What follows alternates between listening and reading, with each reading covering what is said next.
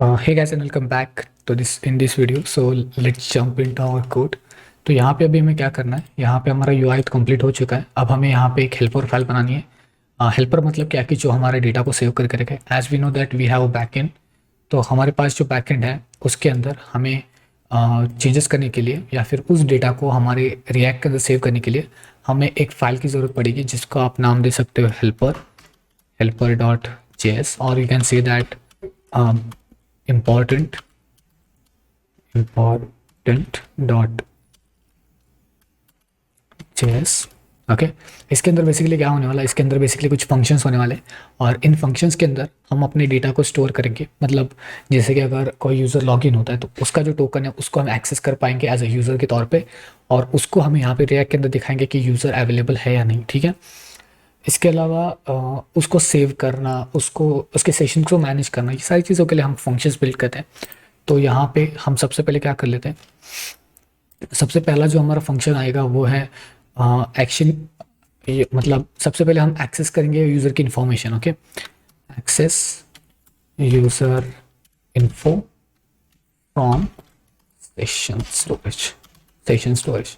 तो basically session storage क्या चीज़ है, इसको आप ऐसे समझो कि यहाँ पे आप लॉगिन हो रहे हो तो आपका जो टोकन होता है, ठीक है, जो टोकन हमें वापस मिल रहा है उसको हम सेशन स्टोरेज के अंदर सेव करते हैं. ठीक है, तो सबसे पहले मैं आपको वही दिखा देता हूँ. यहाँ पे सेव लॉगिन इन्फो, तो हमें जो सेशन मान के चलते हैं, हमें हमारे पास जो टोकन आ रहा है उसको हमें सेव करके रखना है. ठीक है, उसके बाद हमें उस यूज़र का एक्सेस करना है उसी टोकन की मदद से. उसके बाद हमें उस टोकन का इस्तेमाल करके गेट यूज़र का एक फंक्शन बनाना है. तो use token for getting user. Okay, alright. और जो लास्ट पॉइंट आता है वो है लॉग आउट. ठीक है, लॉग आउट मतलब कि हमें क्या करना है, उस सेशन को डायरेक्टली डिलीट कर देना है. That's it. तो मैं काफ़ी फास्ट बोल रहा हूँ लेकिन समझ रहे हो ना कि मैं क्या कहने की कोशिश कर रहा हूँ. तो सबसे पहले हम अपनी लॉगिन इन्फॉर्मेशन को एक्सेप्ट करके सेव करते हैं. तो सेव करने के लिए यहाँ पे मैं लिख देता हूँ const authenticate is equals to, हमें दो पैरामीटर्स लेंगे. फर्स्ट है रिस्पॉन्स एंड दूसरा जो है वो है नेक्स्ट. Response and next. ठीक है, अब यहाँ पे if window is not equals to undefined, only in that case we wanna go for session storage dot set item, और इसके अंदर हम नाम क्या देने वाले हैं, टोकन. तो टोकन जो हमें वापस मिल रहा है उसको एज इट इज हम वहां पे भेजेंगे. ठीक है, जेसन डॉट स्ट्रिंगिफाई और response dot data dot token. Okay, तो इसको अब हमने सेट कर लिया. अब यहाँ पे जो सेट आइटम है वो सिर्फ टोकन को रिटर्न नहीं करता है, वो एग्जैक्टली नेम को भी रिटर्न करता है. तो यहाँ पे session storage dot set item, यहाँ पे हम अपने नेम को भी रिटर्न करेंगे with Jason dot stringify with response dot data dot name.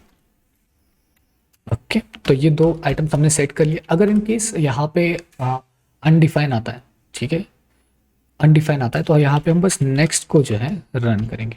That's it. तो पहला फंक्शन बन चुका है. दूसरा है access user information from the session storage.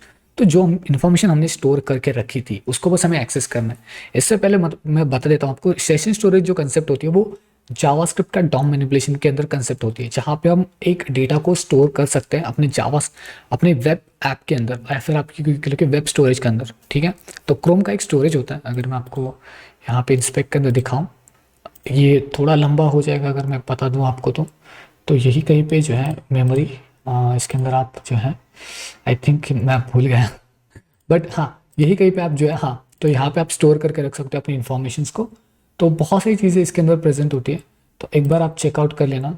ठीक है, तो यहाँ पे आप जो है इस बैकएंड के अंदर एक सेशन स्टोरेज आपको मिलता है, वहाँ पे आप इस तरीके की इन्फॉर्मेशन को स्टोर कर सकते हो. ठीक है, मैं एक बार शायद इस कंसेप्ट को आपको अच्छी तरीके से बता पाऊँ अगले किसी वीडियो के अंदर, बट फिलहाल के लिए याद रखना. ओके, तो अब दूसरा जो फंक्शन होता है वो है गेट टोकन. ओके, तो कॉन्स्ट गेट टोकन, जो टोकन हमें मिल रहा है उसको बस हम एक्सेप्ट करने वाले हैं।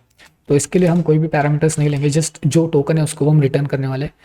If window, sorry about that, if window is not equals to undefined, then what we want, then हमें यहाँ पे जो सेशन स्टोरेज है वो हम रिटर्न लेंगे। तो यहाँ पे मैं लिख दूंगा इफ सेशन स्टोरेज को एक्सेस करेंगे dot get item, here we are using set item get item. तो गेट आइटम के बाद हमें बस उसका नाम मेंशन करना है जो कि है टोकन, एंड या दैट्स वी गेट। यहाँ पे हम रिटर्न करेंगे विथ जेसन डॉट पास, यहाँ पे लिखेंगे session storage dot get item token, okay, else return false. Clear? Okay. अगला, टोकन की मदद से हम यूज़र की इंफॉर्मेशन को कैसे गैदर कर सकते हैं, या फिर टोकन की मदद से हम यूज़र का डेटा ले सकते हैं, right? If no sorry it's const, I always forgot about that. If get user, और यहाँ पे हम एक्सेस करेंगे अपने बस as it is, just don't do anything, just copy it and paste it as it is. Okay, what we need to do here is that just paste user, and that's what we want. Okay, finally log out. Log out के अंदर हमें बस इसी section को जो हमने set item किया था उसको भी डिलीट करना है। तो डिलीट करने की प्रोसेस तो काफ़ी आसान होती है, const log out is equals to next. इस केस में हमें क्या करना है, जैसे हम सेशन को डिलीट कर देते हैं हमें उसे रीडायरेक्ट करना है अपने होम के ऊपर, तो पेज को रिफ्रेश करना बनता है, राइट? तो यहाँ पे हम क्या करेंगे, if window is not equals to undefined, and अब यहाँ पे हम क्या करेंगे, session storage dot remove item, and this is the token, session storage dot remove item and user. That's great, and then we can go for next. अब simple सी चीज, module dot exports, और यहाँ पे करेंगे अपने पहले ऑथेंटिकेशन को, उसके बाद गेट टोकन को, उसके बाद गेट यूज़र को, और उसके बाद लॉग आउट को। ठीक है, okay, I hope now that's it for this important.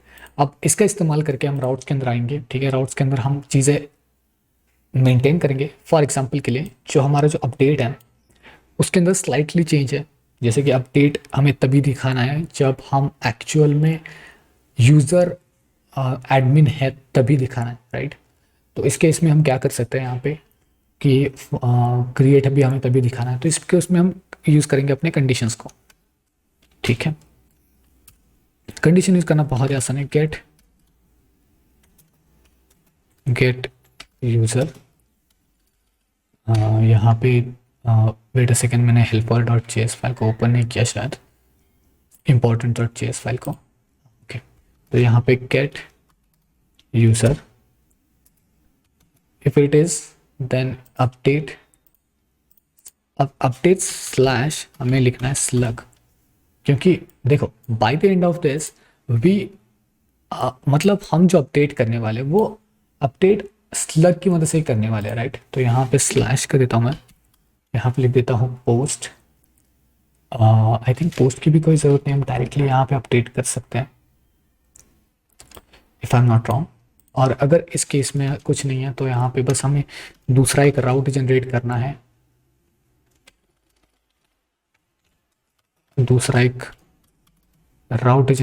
है, एंड इस राउट के अंदर